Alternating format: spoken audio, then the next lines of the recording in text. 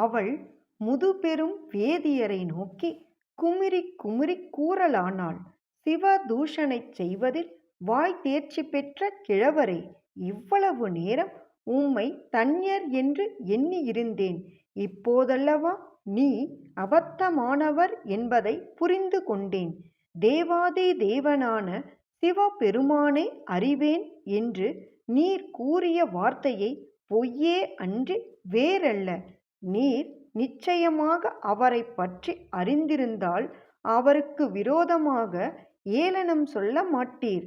நீர் ஒரு வஞ்சகர். அதிலும் நீர் வயதான வாயாடிக்காரர். உலகை காக்கும் அச்சிவபெருமானின் வாசம கோசரமான ஸ்வரூபத்தை நான் சொல்கிறேன், கேட்டு தெரிந்து கொள்ளும். அந்த பரமசிவனார் யோசித்து பார்த்தால் நிற்குணர் காரணத்தால் சகுணராகவும் நிற்குணராகவும் விளங்குகிறாரே தவிர அவருக்கு பிறவி ஏது, ஜாதி ஏது? சகல வித்தைகளுக்கும் அவர் பிறப்பிடமானவர். அவரே முன்பு ஒரு காலத்தில் வேதங்களை சுவாச மார்க்கமாக மகாவிஷ்ணுவுக்கு வழங்கியவர். பரமாத்மாவாகவும் பரிபூரணருமான அந்த சிவனாருக்கு வித்தைகளால் ஆக வேண்டியது என்ன? ஆதிபூதரான அந்த ஆனந்த கூத்தருக்கு வயது ஏது? பிரகிருதியே அந்த பெருமானிடத்திலல்லவோ தோன்றியது. எவன் அந்த பெருமானை நித்தியமாக அடைகிறானோ அவனுக்கு பிரகால உற்சாக மந்திரஜ சக்திகள் கைகூடும். சுடலையாண்டி என்று நீர் குறிப்பிட்ட அவரே மரணத்தை வென்ற மிருத்யுஞ்சயர்.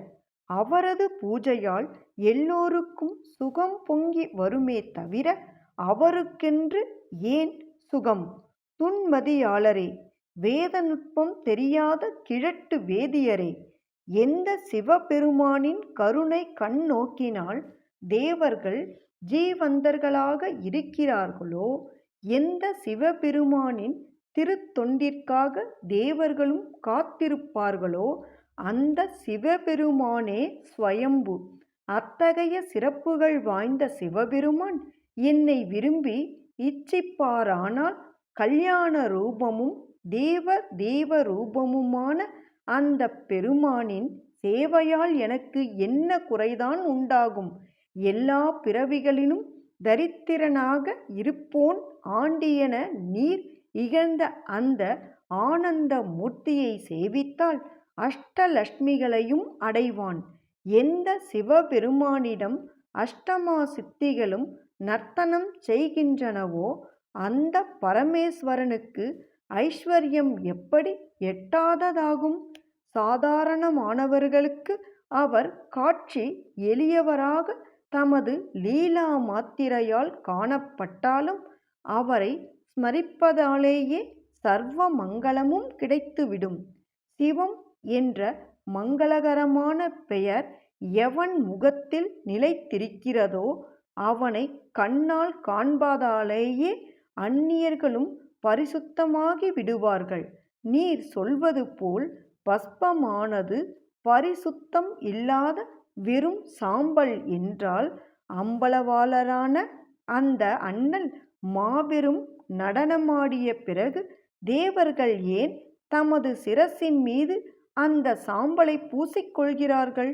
பொன்னார் மேனியில் தூய வெந்நீரு அணியும் எந்த சிவபெருமான் அகில உலகங்களுக்கும் ஆதியாக இருக்கின்றாரோ அவர் சர்வேஸ்வரனாக இருந்து அனைத்தையும் ஆக்கலும் காத்தலும் துடைத்தலுமான முத்தொழில் புரிந்து அழகிலா விளையாட்டுடைய தலைவராக விளங்குகிறாரோ அந்த ஆதிநாயகரை உம்மை போன்ற குறை மதியாளர்களால் எப்படி அறிய முடியும்? கேளும், வயதான வேதியரே, இன்னும் கேளும். பரமாத்மாவாகவும் பரபிரம்மமாகவும் விளங்கும் சிவபெருமானது அறியக்கூடாத உருவத்தை உம்மை போன்ற அஞ்ஞானிகள் எப்படி அறியக்கூடும்? துராசாரம் உடையவர்களும் மகா பாபிகளும் வேத மார்க்கத்திற்கு புறம்பானவர்களும் நிற்குணரான சிவபெருமானை எப்படி உணர்ந்தறிவார்கள்? தத்துவ ஞான விசாரணை இல்லாமல் எவன் ஒருவன் சிவபெருமானை நிந்திக்கிறானோ அவன் பல பிறவிகளில் சேகரித்த புண்ணியங்களும் வீண் சாம்பலாகிவிடும். நீரோ அளவற்ற தேஜஸ் வாய்ந்த சிவபெருமானை இழித்தும் பழித்தும் பல பல பேசிவிட்டீர். உமது அற்ப ஞானத்தை அறியாமல் வயதான பெரியவர் என்று மதித்து வழிபட்டு உபசரித்த காரணத்தால் நானும் பாபத்தை அடைந்தேன். எவன் ஒருவன் சிவ நிந்தனை புரியும் துவேஷியாக இருக்கிறானோ அவனை கண்ணால் பார்த்தாலும் சசேவ ஸ்நானம் செய்ய வேண்டும். அதாவது அணிந்துள்ள ஆடையுடன் நீரில் மூழ்கி குளித்தல். ஸ்வேதி மங்களம் நாம முகே யஸ்ய நிரந்தரம் தஸ்யை வதர்ஷ நாதன்ய பவித்ர சன்னி நித்யச. துஷ்ட வேதியரே, ஊன கண்களுக்கு சிவபெருமான் எப்படிப்பட்டவராக இருந்தாலும் அவரே என் மனக்கண்ணிற்கு பிரியரும் என் விருப்பத்திற்கு உரியவருமாவார். திரும்ப திரும்ப கேட்டாலும் அதையேத்தான் நான் சொல்வேன். இவ்வாறு பார்வதி வெகுண்டுரைத்துவிட்டு தன் தோழியை பார்த்து, சகியே, துஷ்ட புத்தியும் கெட்ட மனமும் படைத்த இந்த குறும்பு கிழவரை நீயே இங்கிருந்து போகச் சொல்லடி. ஏனென்றால் சிவநிந்தனை செய்பவன் தானும் பாவத்தை அடைவான். அந்த நிந்தையை காது கொடுத்து கேட்பவர்களும் பாபத்தை அடைவார்கள். இவர் இங்கிருந்தால் மேலும் சிவநிந்தையே செய்வாராகையால் நாமே இந்த இடத்தை விட்டு வேறு இடம் செல்வோம் என்று சொல்லிவிட்டு தன் தோழியருடன் காலெடுத்து பெயர்த்து வைப்பதற்கு முன் விருத்த வேதியரின் வேடத்திலுள்ள சிவபெருமான் தம் மாறு வேடத்தை நீக்கிவிட்டு தம் சுய வடிவமெடுத்து சிவபெருமானாக காட்சியளித்தார். அவ்வாறு அவரை கண்டதும் பார்வதி தேவி நாணத்தோடு தலை குனிந்து நின்றாள். அவளை சிவபெருமான் உற்று நோக்கி புன்னகை பூத்து, பார்வதி, நீ என்னை விட்டு எங்கே போக முடியும்? நீ என்னால் விட்டுவிட தக்கவள் அல்லவே. உன் தவத்துக்காக மகிழ்ந்த நான் உன் முன் பிரசன்னமானேன். உன் மனதை சோதிப்பதற்காகவே விளையாட்டாக இப்படியெல்லாம் வாய் கொடுத்து வார்த்தையாடினேன். உன் திடபக்தியைக் கண்டு உவந்தேன். உனக்கு கொடுக்கத்தகாத வரமே இல்லை.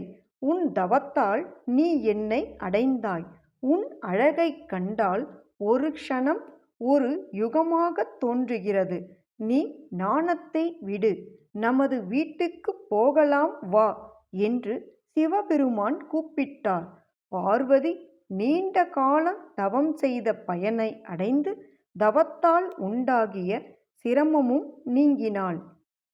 திருச்சிற்றம்பலம்.